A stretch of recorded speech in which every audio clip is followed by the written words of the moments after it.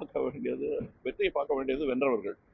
நாம அது நேர்மையா வந்ததான்னு பார்க்க வேண்டியது தான் நம்ம வேலை. மாபெரும் வெற்றியா இருக்கு. அது மாபெரும் வெற்றி, வெற்றியாளர்களின் சந்தோஷம். நமக்கு அதுல சந்தோஷம் இருக்காங்கிறத தான் நாம் ஆராய வேண்டும். தேசிய இங்க தமிழகத்துல வந்து எல்லாருமே வலுக்கக்கூடிய வலிமையான ஒரு போராட்டத்தை எதிர்பார்த்து எப்படி பாக்குறீங்க? ஒரு எளியோருக்கும் புரியாத தன்மையில தான் புரிய வைக்கணும். உங்களுக்கு அதுல பொறுப்பு இருக்கு, எனக்கு பொறுப்பு இருக்கு. என்னால முடிஞ்ச அளவு நான் செய்றேன். நீங்கலாம் தயவு செய்து அதுக்கு உதவி பண்ணணுங்கிறது தான் என்னுடைய தாழ்மையான வேண்டுகோள். இப்ப உங்களுடைய தயாரிப்புல திரு ரஜினிகாந்த் அவர்கள் இணைந்தாங்க. இப்ப சிந்திக் அவர்கள் வந்து இணைந்திருக்காங்க. அது எதனால இன்னும் இணையதுக்கான வாய்ப்பு இருக்கா?